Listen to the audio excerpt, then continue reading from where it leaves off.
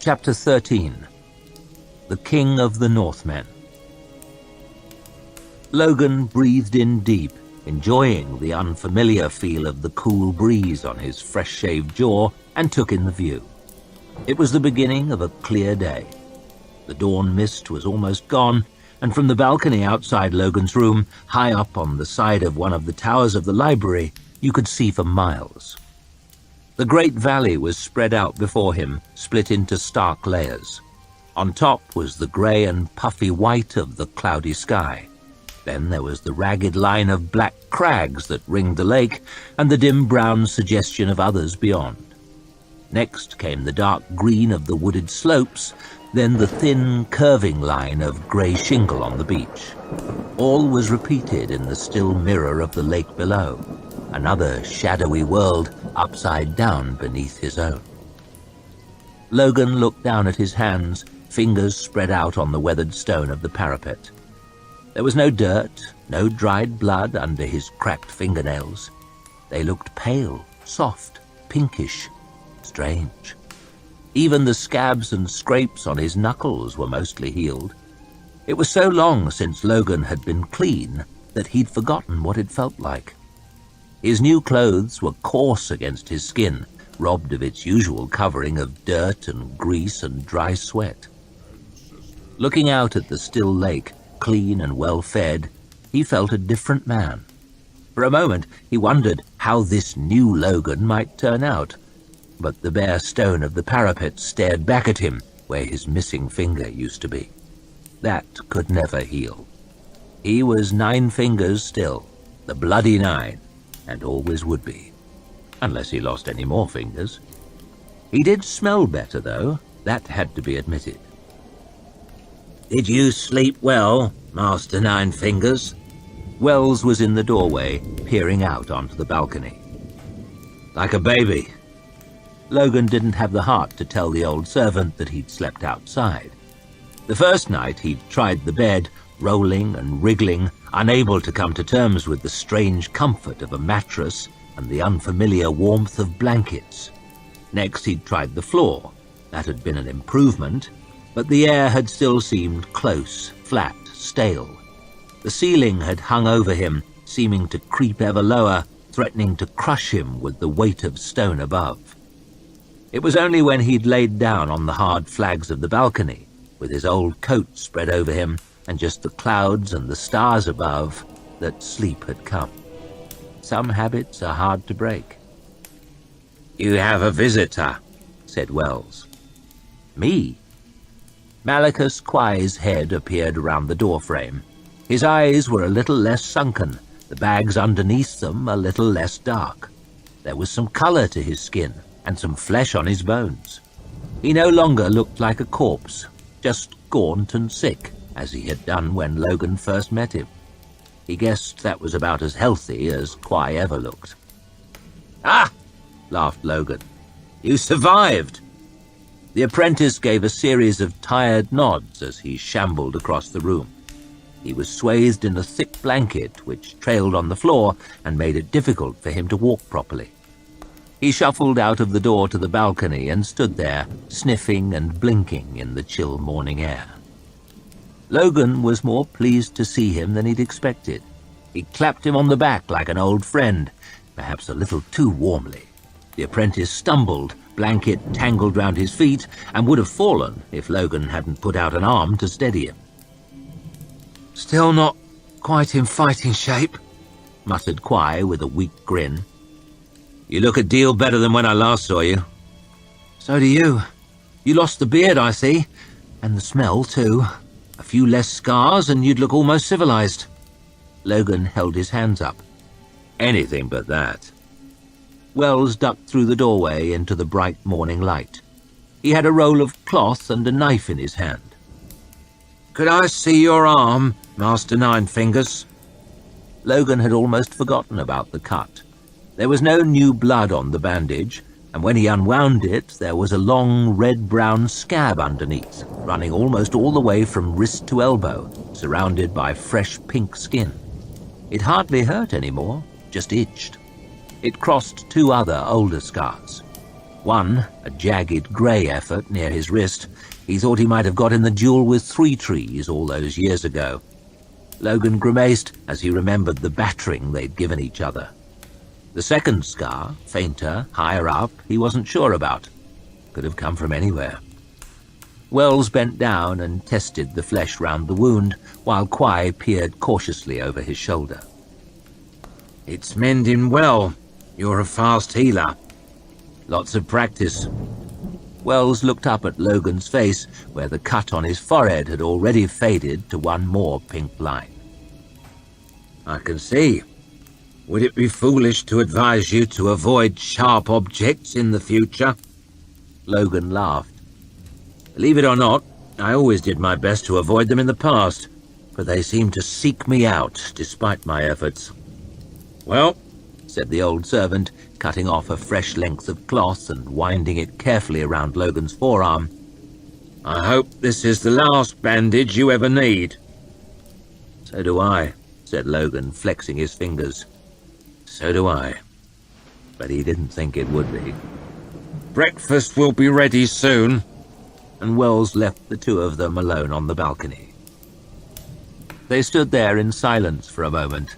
Then the wind blew up cold from the valley. Quai shivered and pulled his blanket tight around him. "Out there, by the lake. You could have left me. I would have left me." Logan frowned. Time was he'd have done it and never given it a second thought.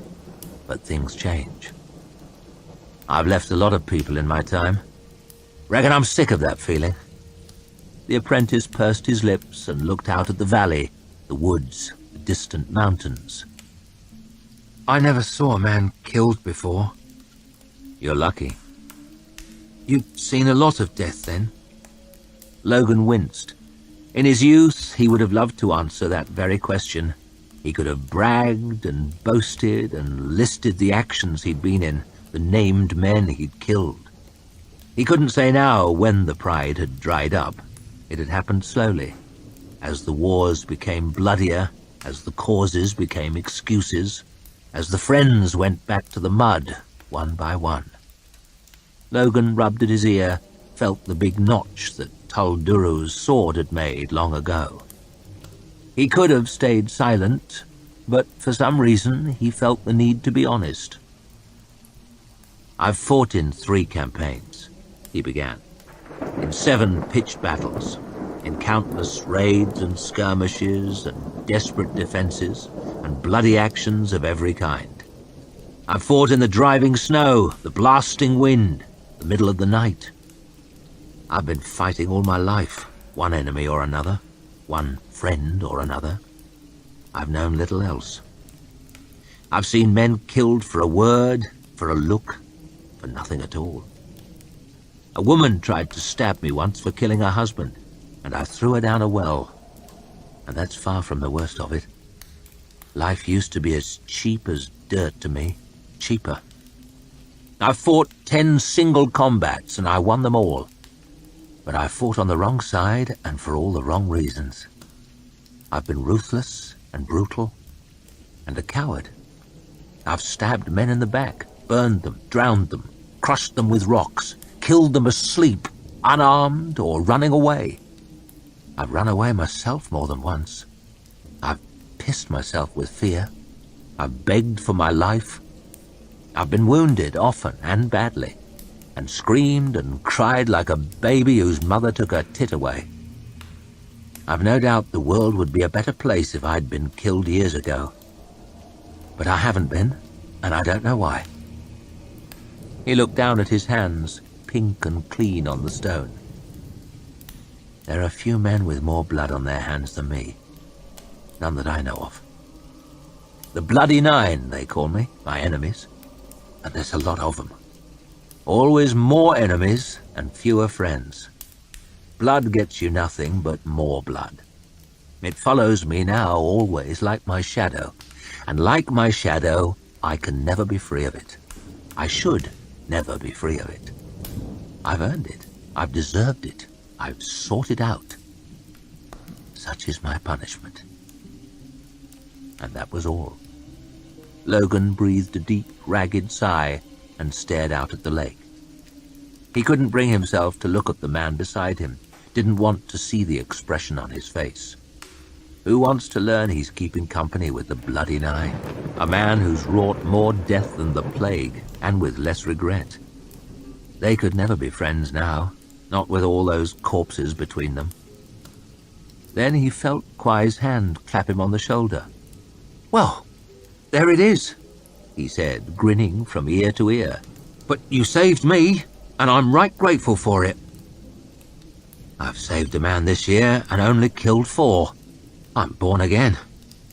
And they both laughed for a while, and it felt good. So, Malicus, I see you are back with us. They turned, Kwai stumbling on his blanket and looking a touch sick. The first of the Magi was standing in the doorway, dressed in a long white shirt with sleeves rolled up to the elbow. He still looked more like a butcher than a wizard to Logan. Master Byers, I was just coming to see you, stuttered Kwai. Indeed. How fortunate for us both, then, that I have come to you. The Magus stepped out onto the balcony. It occurs to me that a man who is well enough to talk and laugh and venture out of doors is doubtless well enough to read and study and expand his tiny mind. What would you say to that? Doubtless. Doubtless, yes. Tell me, how are your studies progressing? The wretched apprentice looked utterly confused. They have been somewhat interrupted. You made no progress with Juven's principles of art while you were lost in the hills in bad weather? No progress, no. And your knowledge of the histories, did that develop far while Master Ninefingers was carrying you back to the library? I must confess, it didn't. Your exercises and meditations, though, surely you have been practicing those while unconscious this past week? Well, no, the unconsciousness was, So, tell me, would you say that you are ahead of the game, so to speak, or have your studies fallen behind? Kwai stared down at the floor. They were behind when I left. Then perhaps you could tell me where you plan to spend the day. The apprentice looked up hopefully. At my desk? Excellent! Byers smiled wide. I was about to suggest it, but you have anticipated me. Your keenness to learn does you much credit. Kwai nodded furiously and hurried towards the door, the hem of his blanket trailing on the flags. Bethod is coming, murmured Byers. He will be here today. Logan's smile vanished. His throat felt suddenly tight. He remembered their last meeting well enough. Stretched out on his face on the floor of Bethod's hall at Carleon, beaten and broken and well chained up, dribbling blood into the straw and hoping the end wouldn't be too long coming. Then, no reason given, they'd let him go. Flung him out the gates with the dog man, 3 trees, the weakest and the rest, and told him never to come back. Never. The first time Bethod ever showed a grain of mercy. And the last, Logan didn't doubt. Today, he asked, trying to keep his voice even. Yes, and soon. The king of the Northmen. Ha! The arrogance of him. Byers glanced sidelong at Logan. He is coming to ask me for a favor, and I would like you to be there. He won't like that. Exactly. The wind felt colder than before.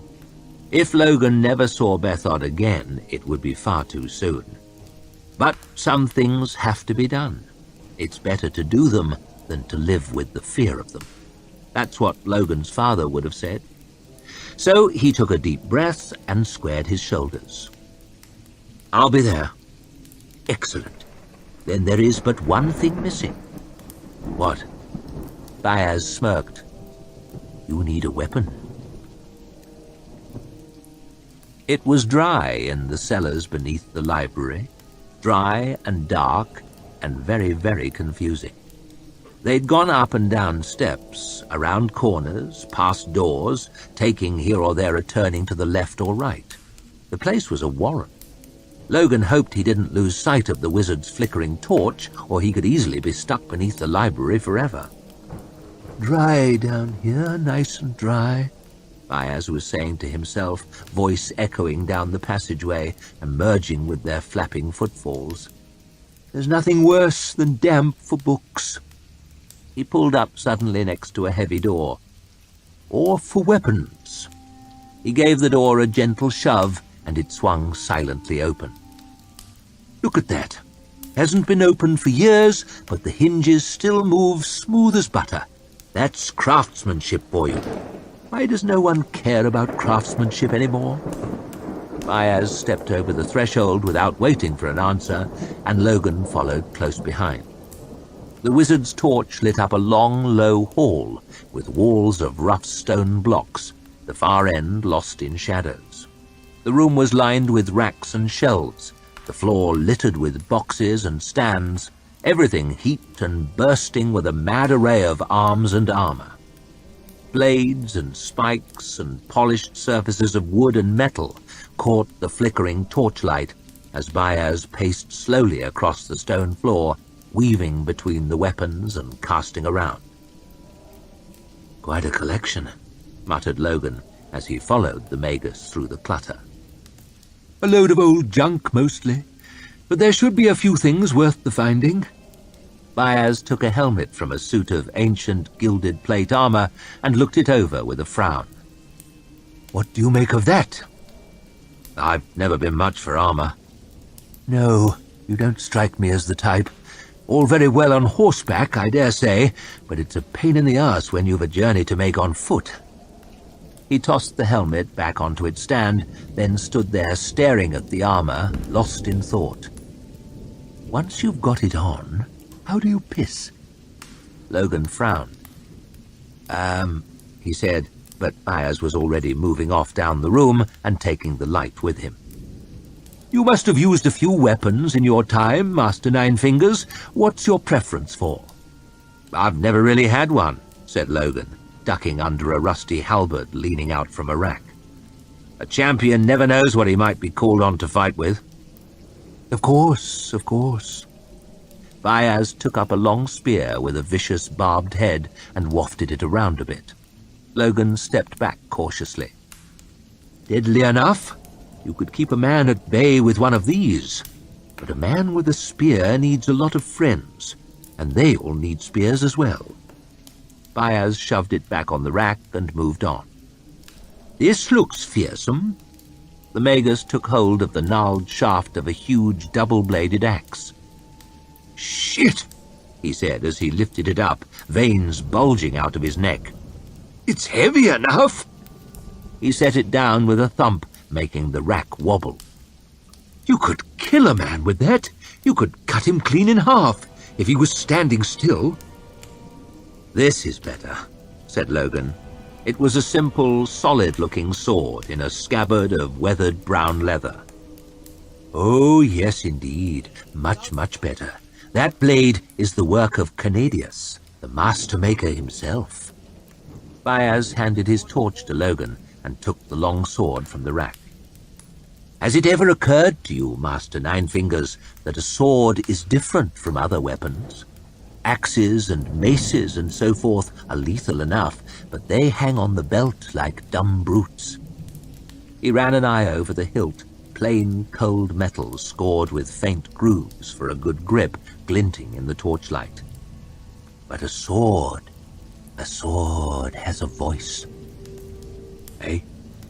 Sheathed, it has little to say, to be sure, but you need only put your hand on the hilt and it begins to whisper in your enemy's ear."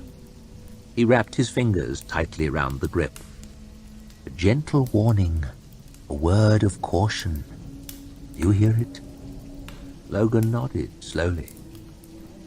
"Now," murmured Bayaz, "compare it to the sword half drawn." A foot length of metal hissed out of the sheath, a single silver letter shining near the hilt. The blade itself was dull, but its edge had a cold and frosty glint. It speaks louder, does it not? It hisses a dire threat. It makes a deadly promise. Do you hear it?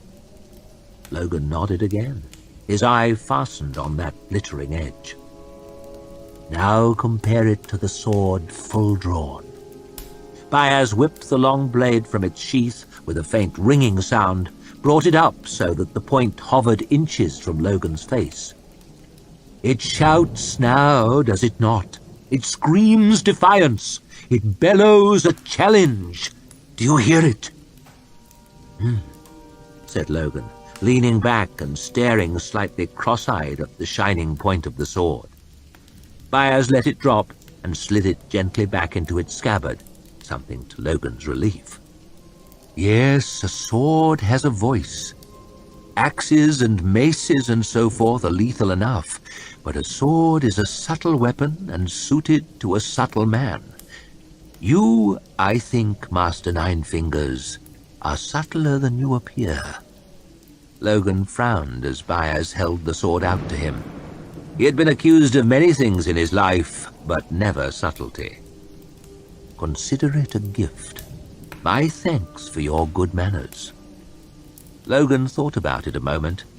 He hadn't owned a proper weapon since before he crossed the mountains, and he wasn't keen to take one up again. But Bethod was coming, and soon. Better to have it and not want it than to want it and not have it. Far, far better. You have to be realistic about these things. Thank you, said Logan, taking the sword from Baez and handing him back the torch. I think. A small fire crackled in the grate, and the room was warm and homely and comfortable. But Logan didn't feel comfortable. He stood by the window, staring down into the courtyard below, nervous and twitchy and scared, like he used to be before a fight. Bethod was coming. He was somewhere out there, on the road through the woods, or passing between the stones, or across the bridge, or through the gate. The first of the Magi didn't seem tense. He sat comfortably in his chair, his feet up on the table next to a long wooden pipe, leafing through a small white-bound book with a faint smile on his face. No one had ever looked calmer, and that only made Logan feel worse. Is it good? Asked Logan. Is what good? The book. Oh, yes, it is the best of books. It is Juven's Principles of Art, the very cornerstone of my order. Baez waved his free hand at the shelves which covered 2 walls and the hundreds of other identical books lined neatly upon them. It's all the same. One book. One. Logan's eyes scanned across the thick white spines. That's a pretty damn long book. Have you read it all? Baez chuckled. Oh, yes. Many times. Every one of my order must read it and eventually make their own copy. He turned the book around so that Logan could see. The pages were thickly covered with lines of neat but unintelligible symbols. I wrote these long ago. You should read it too. I'm really not much of a reader. No? Asked Baez. Shame. He flicked over the page and carried on. What about that one? There was another book, sat alone on its side on the very top of one of the shelves, a large black book, scarred and battered-looking. That written by this Juvens as well? Baez frowned up at it. No, his brother wrote that. He got up from his chair, stretched up, and pulled it down. This is a different kind of knowledge. He dragged open his desk drawer, slid the black book inside, and slammed it shut. Best left alone, he muttered, sitting back down and opening up the Principles of Art again. Logan took a deep breath, put his left hand on the hilt of the sword, felt the cold metal pressing into his palm. The feel of it was anything but reassuring. He let go and turned back to the window, frowning down into the courtyard. He felt his breath catch in his throat. "Bethod. He's here." "Good, good," muttered Byers absently. "Who does he have with him?" Logan peered at the three figures in the courtyard. "Scale," he said with a scowl. "And a woman. I don't recognize her. They're dismounting." Logan licked his dry lips. "They're coming in." "Yes, yes," murmured Byers. "That is how one gets to a meeting. Try to calm yourself, my friend. Breathe." Logan leaned back against the whitewashed plaster, arms folded, and took a deep breath. It didn't help. The hard knot of worry in his chest only pressed harder. He could hear heavy footsteps in the corridor outside. The doorknob turned. Scale was the first into the room. Bethod's eldest son had always been burly, even as a boy, but since Logan last saw him, he'd grown monstrous. His rock of a head seemed almost an afterthought on top of all that brawn, his skull a good deal narrower than his neck. He had a great block of jaw, a flat stub of a nose, and furious, bulging, arrogant little eyes. His thin mouth was twisted in a constant sneer, much like his younger brother Calder's, but there was less guile here and a lot more violence. He had a heavy broadsword on his hip, and his meaty hand was never far from it as he glowered at Logan, oozing malice from every pore. The woman came next. She was very tall, slender, and pale, almost ill-looking.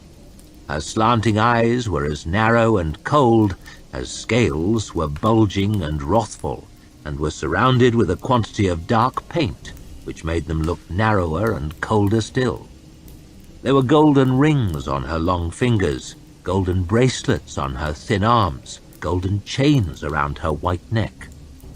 She swept the room with her frosty blue eyes, each thing she noticed seeming to lift her to new heights of disgust and contempt.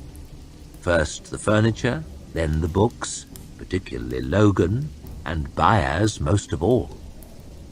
The self-styled King of the Northmen came last, and more magnificent than ever, robed in rich coloured cloth and rare white furs.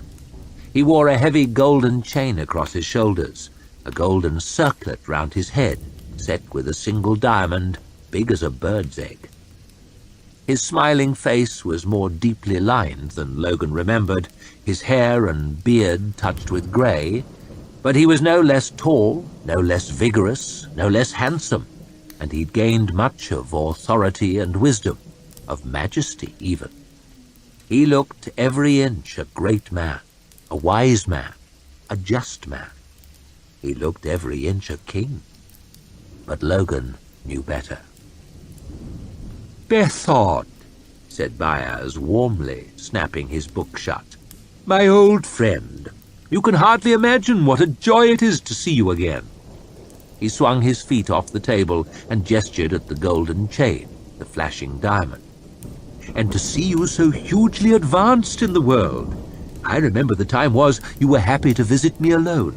But I suppose great men must be attended on, and I see you have brought some other people. Your charming son, I know, of course. I see that you've been eating well at least, eh, Scale?" "Prince Scale," rumbled Bethod's monstrous son, his eyes popping out even more. Said Byers with an eyebrow raised. "I have not had the pleasure of meeting your other companion before." "I am Cowrip." Logan blinked. The woman's voice was the most beautiful thing he'd ever heard. Calming, soothing, intoxicating.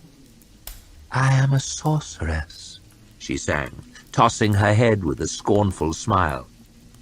"A sorceress from the utmost north." Logan stood frozen, his mouth half open. His hatred seeped away. They were all friends here, more than friends. He couldn't take his eyes from her, didn't want to. The others in the room had faded. It was as if she was speaking only to him, and the fondest wish of his heart was that she should never stop. But Byers only laughed. A real sorceress, and you have the golden voice. How wonderful! It's a long time since I heard that one, but it will not serve you here." Logan shook his head clear, and his hatred rushed back in, hot and reassuring. "Tell me, does one have to study to become a sorceress, or is it simply a question of jewelry and a deal of paint about the face?" Cowreb's eyes narrowed to deadly blue slits, but the first of the Magi didn't give her time to speak. "And from the utmost north, imagine that!" He shivered slightly. "It must be cold out there this time of year, rough on the nipples, eh? Have you come to us for the warm weather, or is there something else?" "I go where my king commands," she hissed, pointed chin lifting a little higher. "Your king?" asked Byers, staring about the room as though there must be someone else there hiding in the corner. "My father is king of the Northmen now," snarled Scale. He sneered at Logan. "You should kneel to him, bloody nine." He sneered at Byers. "And so should you, old man." The first of the Magi spread his hands in apology. "Oh, I'm afraid I don't kneel to anyone. Too old for it. Stiffness in the joints, you see." Scale's boot thumped heavy on the floor as he began to move forward, a curse half out of his mouth, but his father placed a gentle hand on his arm. "Come now, my son. There is no need for kneeling here." His voice was cold and even as freshly fallen snow. "It is not fitting that we bicker. Are our interests not the same? Peace? Peace in the north? I have come only to ask for your wisdom, Byers, as I did in days past. Is it so wrong to seek the help of an old friend?" No one had ever sounded more genuine, more reasonable, more trustworthy. But Logan knew better. "But do we not have peace in the north already?" Byers leaned back in his chair, hands clasped before him. "Are the feuds not all ended? Were you not the victor? Do you not have everything you wanted and more? King of the Northmen, eh? What help could I possibly offer you?" "I only share my counsel with friends, Byers, and you have been no friend to me of late. You turn away my messengers, my son even. You play host to my sworn enemies." He frowned towards Logan, and his lip curled. "Do you know what manner of thing this is? The Bloody Nine? An animal? A coward? An oath-breaker? Is that the kind of company that you prefer?" Bethod smiled a friendly smile as he turned back to Byers, but there was no missing the threat in his words. "I fear the time has come for you to decide whether you are with me or against me. There can be no middle ground in this. Either you are a part of my future or a relic of the past. Yours is the choice, my friend." Logan had seen Bethod give such choices before. Some men had yielded, the rest had gone back to the mud. But Byers, it seemed, was not to be rushed. "Which shall it be?" He reached forward slowly and took his pipe from the table. "The future or the past?" He strolled over to the fire and squatted down, back turned to his three guests, took a stick from the grate, set it to the bowl, and puffed slowly away. It seemed to take an age for him to get the damn thing lit. "With or against?" he mused as he returned to his chair. "Well?" demanded Bethod. Byers stared up at the ceiling and blew out a thin stream of yellow smoke. Cowrib looked the old magus up and down with icy contempt. Scale twitched with impatience. Bethod waited, eyes a little narrowed. Finally, Byers gave a heavy sigh. "Very well. I am with you." Bethod smiled wide, and Logan felt a lurch of terrible disappointment. He had hoped for better from the first of the Magi. Damn foolish, how he never learned to stop hoping.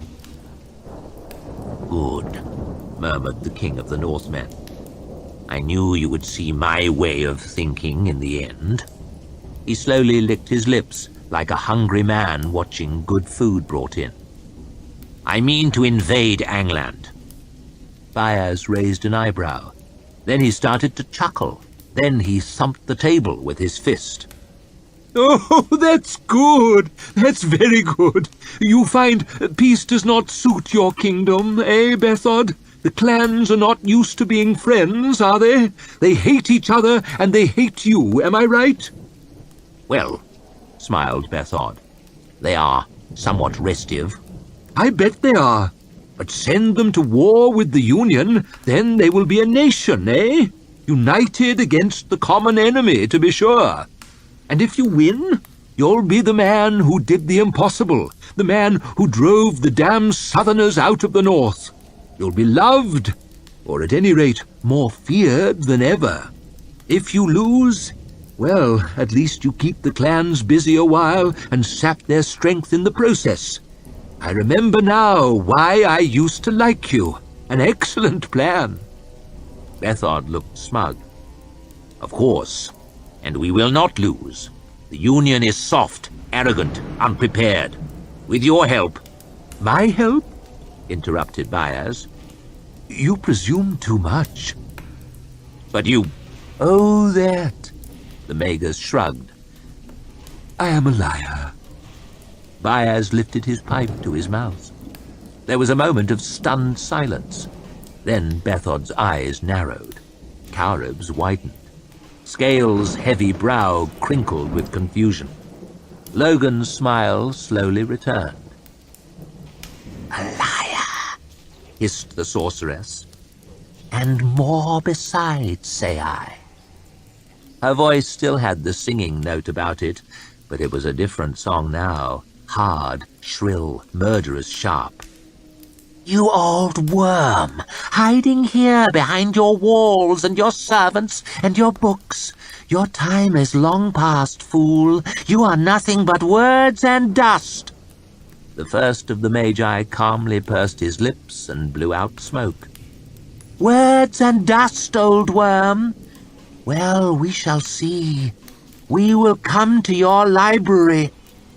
The wizard set his pipe carefully down on the table, a little smoke still curling up out of the bowl. "We will come back to your library and put your walls to the hammer, your servants to the sword, and your books to the fire, to the—" "Silence!" Byaz was frowning now, deeper even than he had at Calder days before in the yard outside. Again Logan felt the desire to step away, but stronger by far. He found himself glancing around the room for a place to hide. Kaurib's lips still moved, but only a meaningless croak came out. "Break my walls, would you?" murmured Byaz. His grey brows drew inwards, deep, hard grooves cutting into the bridge of his nose. "Kill my servants, will you?" asked Byaz. The room had turned very chill, despite the logs on the fire. "Burn my books, say you?" thundered Byaz. "You say too much, witch!"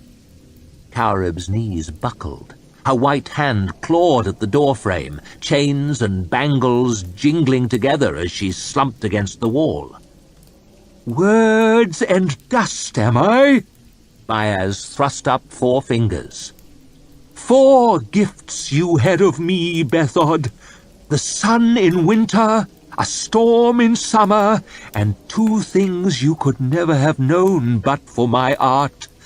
What have you given me in return, eh? This lake and this valley, which were mine already, and but one other thing." Bethod's eyes flicked across to Logan, then back.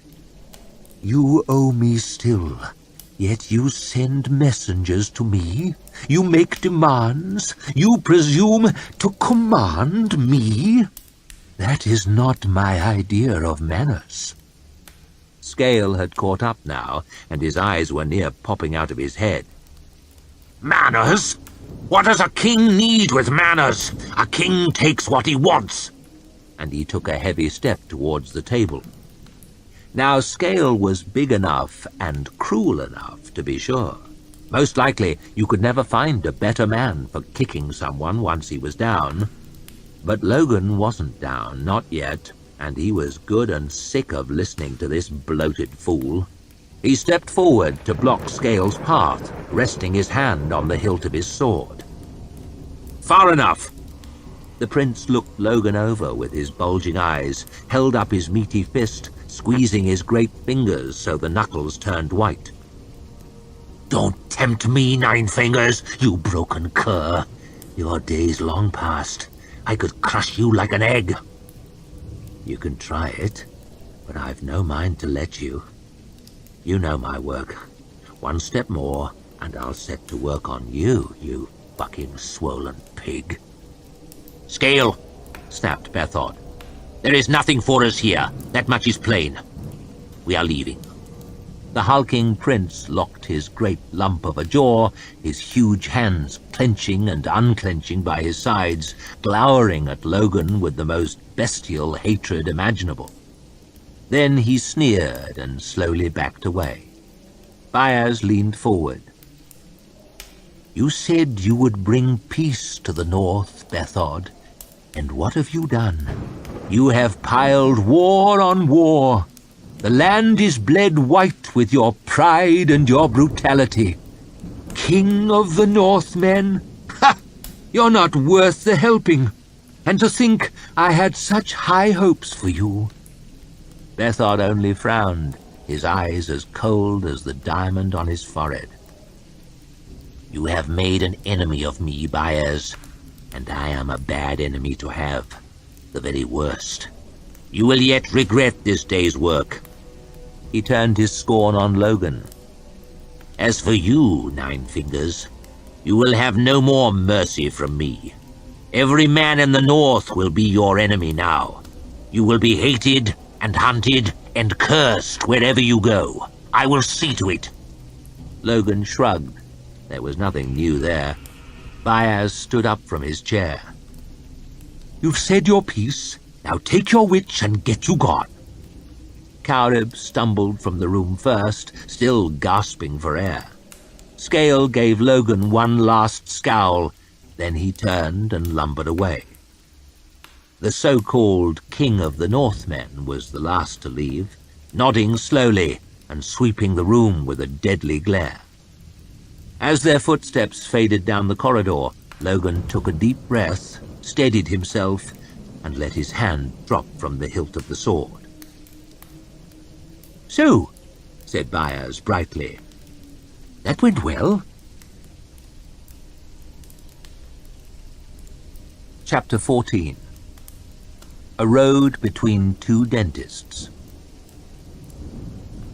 Past midnight, and it was dark in the middle way. Dark, and it smelled bad. It always smelled bad down by the docks. Old salt water, rotten fish, tar and sweat and horse shit.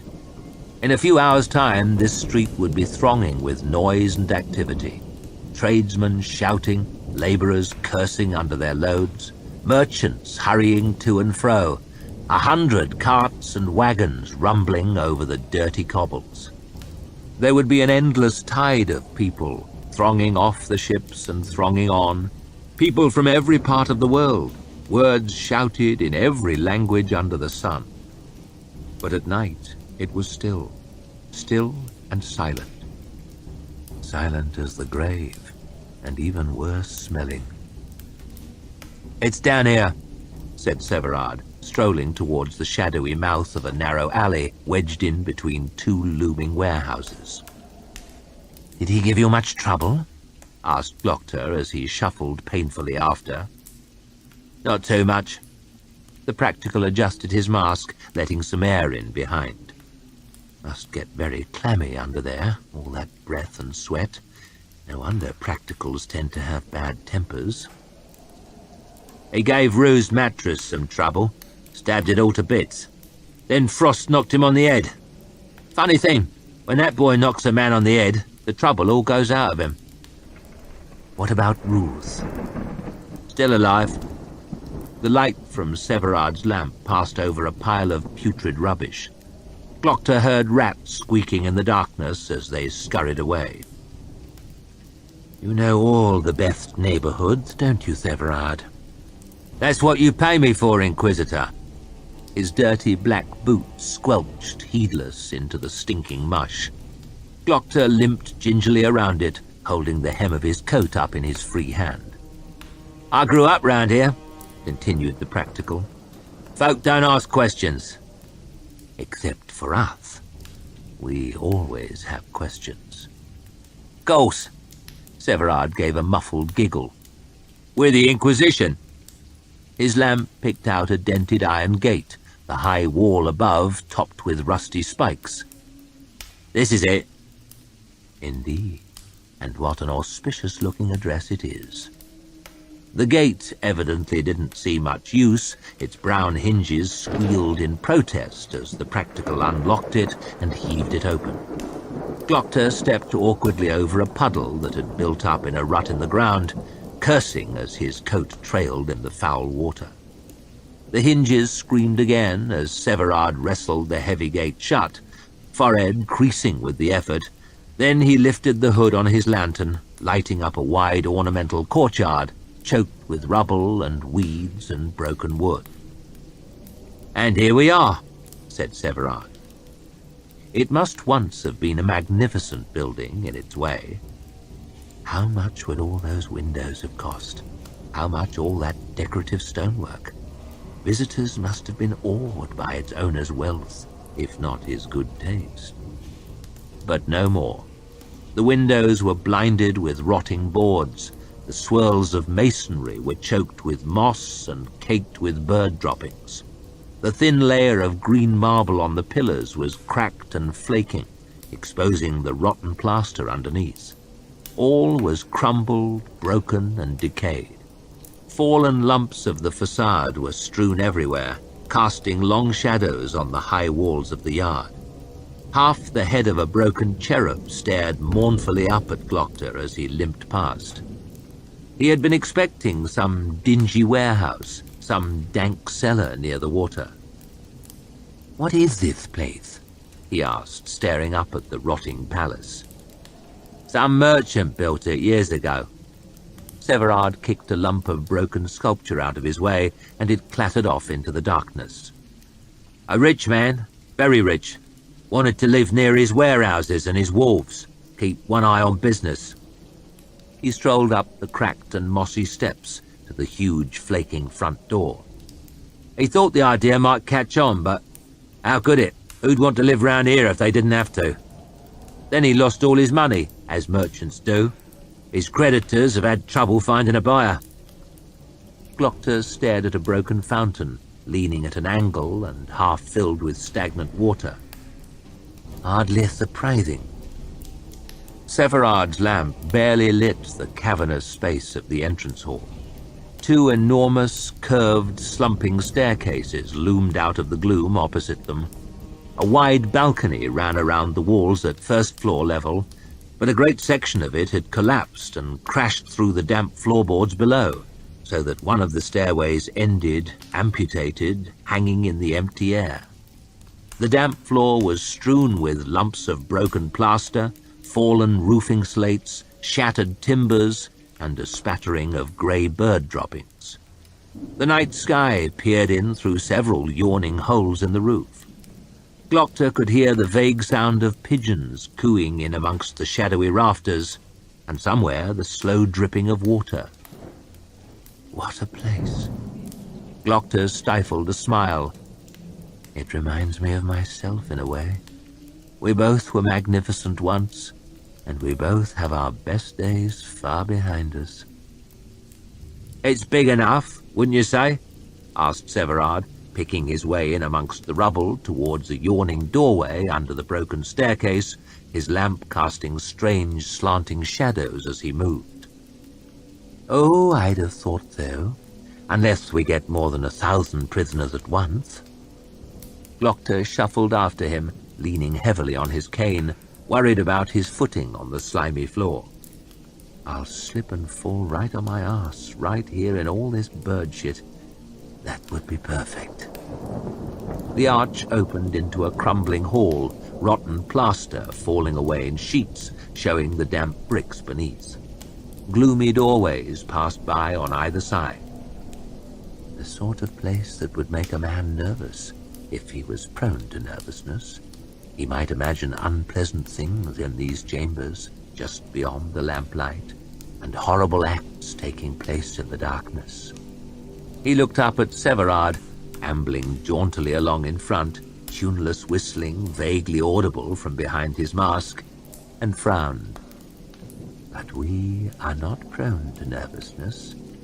Perhaps we are the unpleasant things. Perhaps the acts are ours. "How big is this place?" asked Glocter as he hobbled along. 35 rooms, not counting the servants' quarters." "A palace?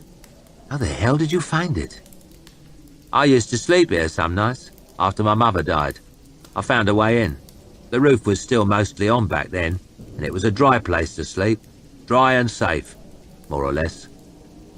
"Ah, what a hard life it's been. Thug and torturer is a real step up for you, isn't it? Every man has his excuses, and the more vile the man becomes, the more touching the story has to be. What is my story now, I wonder? Ever resourceful, eh, Severard?" "That's what you pay me for, Inquisitor." They passed into a wide space. A drawing room, a study, a ballroom even, it was big enough. Once beautiful panels were sagging from the walls, covered in mould and flaking gilt paint. Severard moved over to one, still attached, and pushed it firmly at one side. There was a soft click as it swung open, revealing a dark archway beyond. A hidden door. How delightful. How sinister. How very appropriate. "This place is as full of surprises as you are," said Glocter, limping painfully towards the opening. "And you wouldn't believe the price I got." "We bought this?" "Oh no, I did, with Rue's money, and now I'm renting it to you." Severard's eyes sparkled in the lamplight. "It's a gold mine." laughed Glocter as he shuffled carefully down the steps. "All this, and a head for business, too. Perhaps I'll be working for Arch-Lector Severard one of these days. Stranger things have happened." Glocter's shadow loomed out ahead of him into the darkness as he laboured crab-like down the steps, his right hand feeling out the gaps between the rough stone blocks to lend him some support. "The cellars go on for miles," muttered Severard from behind.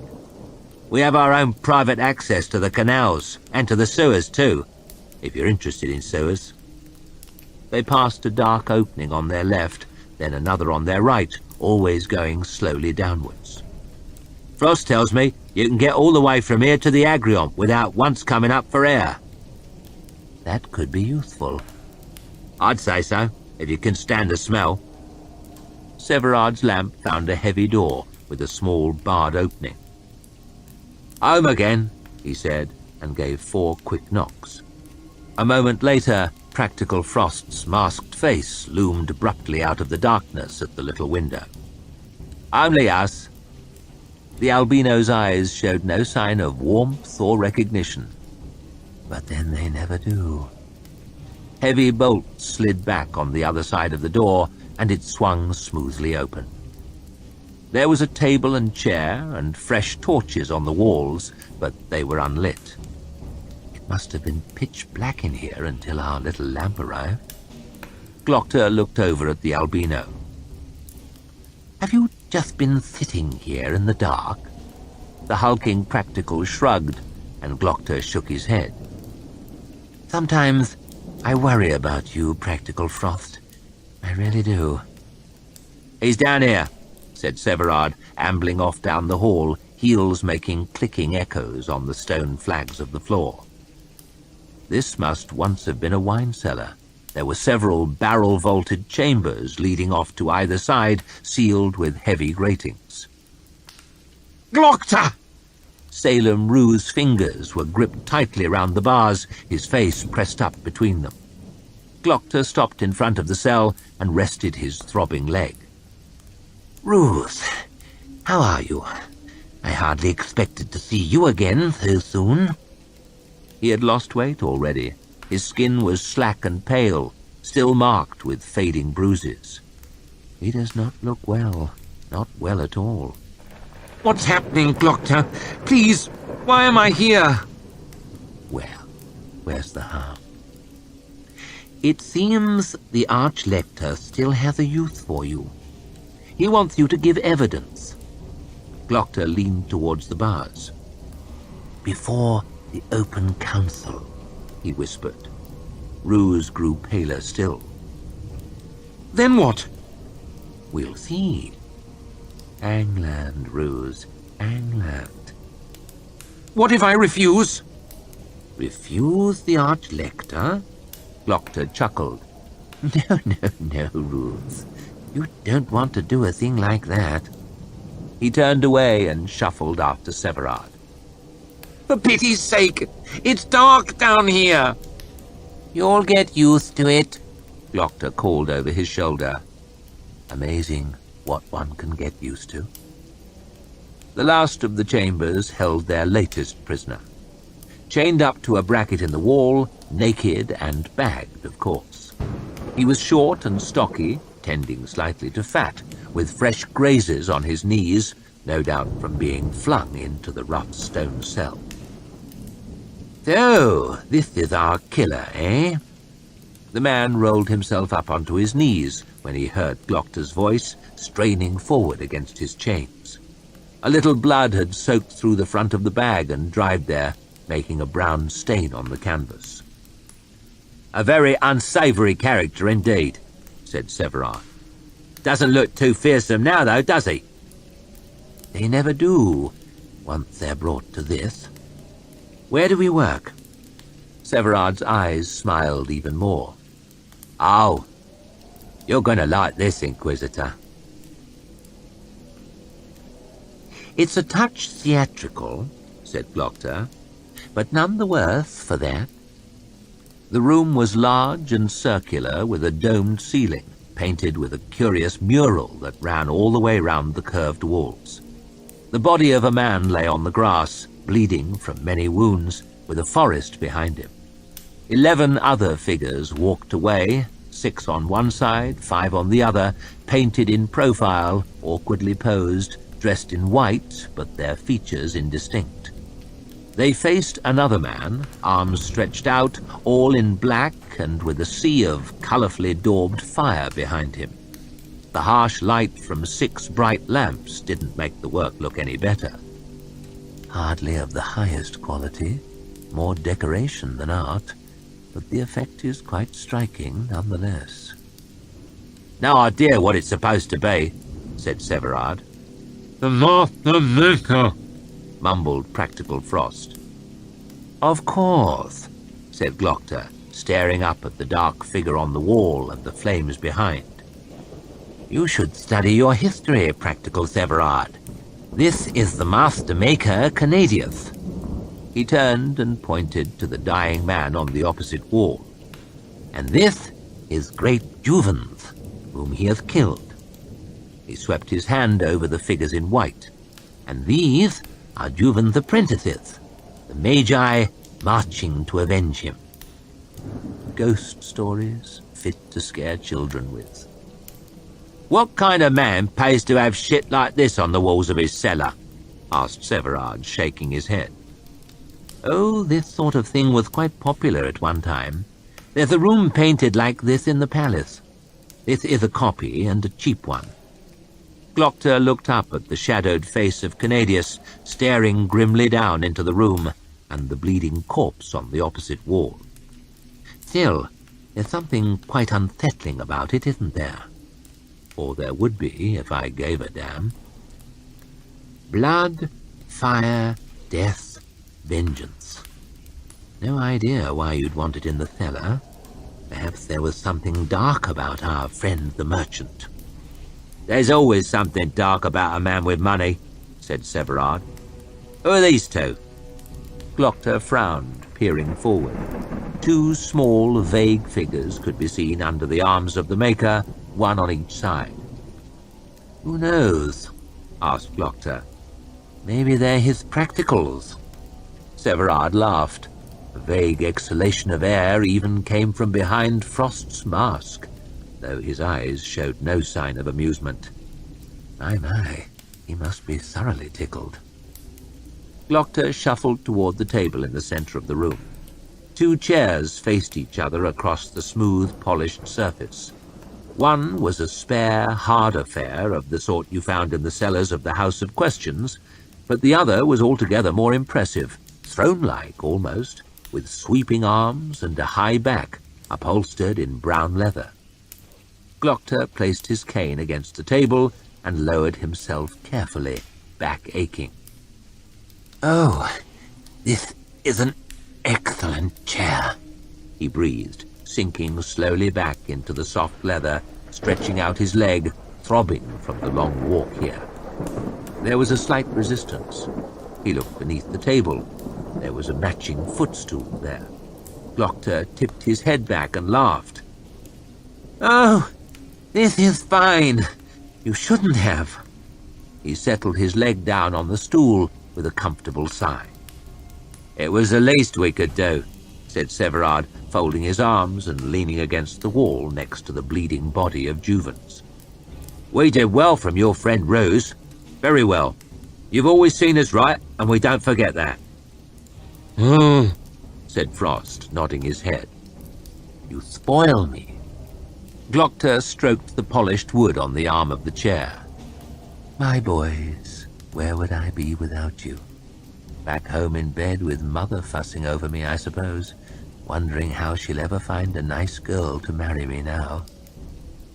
He glanced over the instruments on the table. His case was there, of course, and a few other things, well used, but still highly serviceable.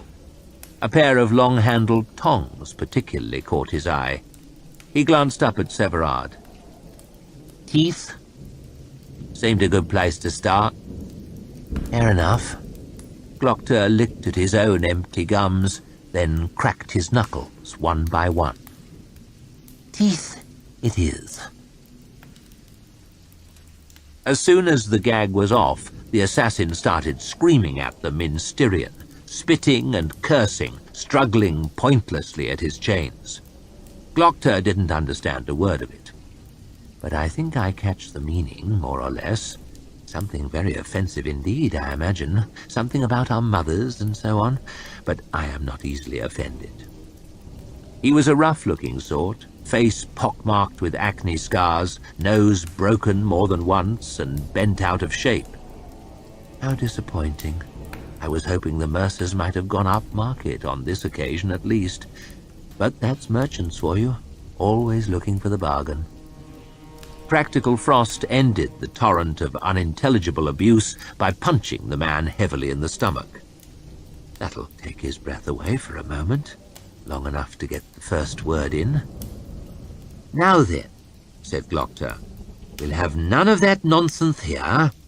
We know you're a professional, sent to blend in and do a job.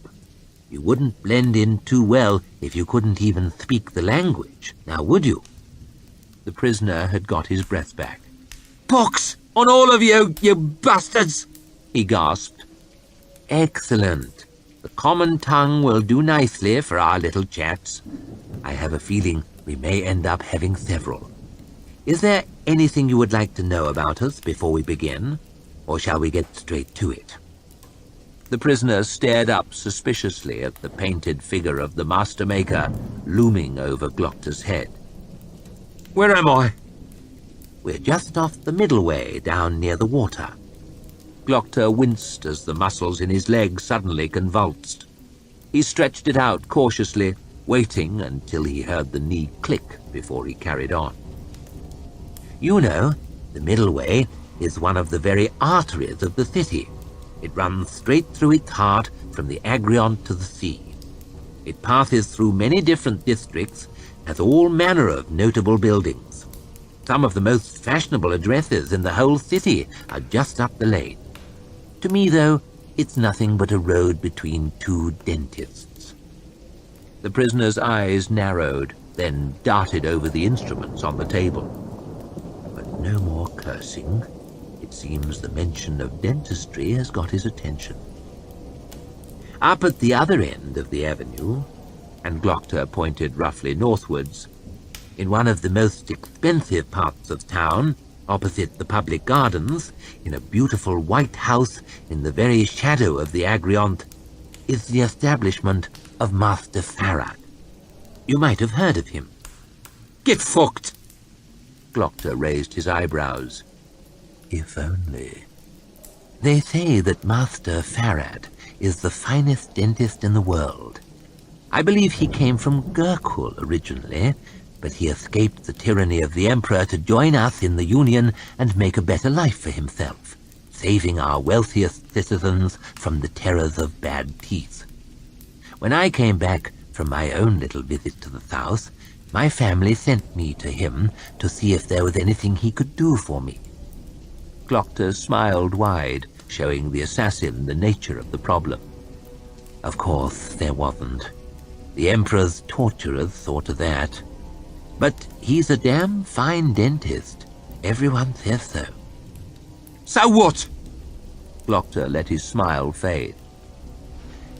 Down at the other end of the middle way, down near the sea, in amongst the filth and the scum and the slime of the docks, am I.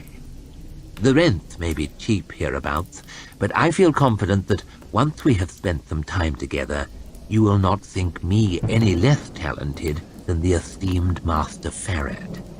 It is simply that my talents lie in a different direction. The good master eases the pain of his patients, while I am a dentist, and Glocter leaned slowly forward, of a different sort. The assassin laughed in his face. Do you think you can scare me with a bag on the head and a nasty painting? He looked round at Frost and Severard. You crowd of freaks! Do I think we scare you? The three of us? Glocter allowed himself a chuckle at that. Here you sit, alone, unarmed and thoroughly restrained. Who knows where you are but us, or cares to know? You have no hope of deliverance or of escape. We're all professionals here. I think you can guess what's coming, more or less. Glocter grinned a sickly grin. Of course we scare you. Don't play the fool. You hide it well, I'll admit, but that can't last. The time will come soon enough when you'll be begging to go back in the bag. You'll get nothing from me, growled the assassin, staring him straight in the eye. Nothing. Tough. A tough man. But it's easy to act tough before the work begins. I should know. Glocter rubbed his leg gently. The blood was flowing nicely now, the pain almost gone. We'll keep it simple to begin with. Names. That's all I want for now. Just names. Why don't we start with yours? At least you can't tell us you don't know the answer. They waited. Severard and Frost stared down at the prisoner, the green eyes smiling, the pink ones not. Silence. Glocter sighed. Right then. Frost planted his fists on either side of the assassin's jaw, started to squeeze until his teeth were forced apart. Severard shoved the ends of the tongs in between and forced his jaws open, much too wide for comfort. The assassin's eyes bulged. Hurts, doesn't it? But that's nothing, believe me. Watch his tongue, said Glocter. We want him talking. Don't worry, muttered Severard, peering into the assassin's mouth. He ducked back suddenly. Ah! His breath smells like shit. A shame, but I'm hardly surprised. Clean living is rarely a priority for hired killers. Glocter got slowly to his feet, limped round the table. Now then, he murmured, one hand hovering over his instruments. Where to begin? He picked up a mounted needle and craned forward, his other hand gripped tight around the top of his cane, probing carefully at the killer's teeth. Not a pretty set, to be sure. I do believe I'd rather have my teeth than his. Dear me, these are in a terrible state, rotten through and through. That's why your breath stinks so badly. There's no excuse for it, a man of your age. "Ah!" yelped the prisoner as Glockter touched a nerve. He tried to speak, but with the tongs in place, he made less sense than practical frost. Quiet now. You've had your chance to talk. Perhaps you'll get another later. I haven't decided. Glockter put the needle back down on the table, shaking his head sadly. Your teeth are a fucking disgrace. Revolting. I do declare they're just about falling out on their own. Do you know, he said as he took the little hammer and chisel from the table, I do believe you'd be better off without them.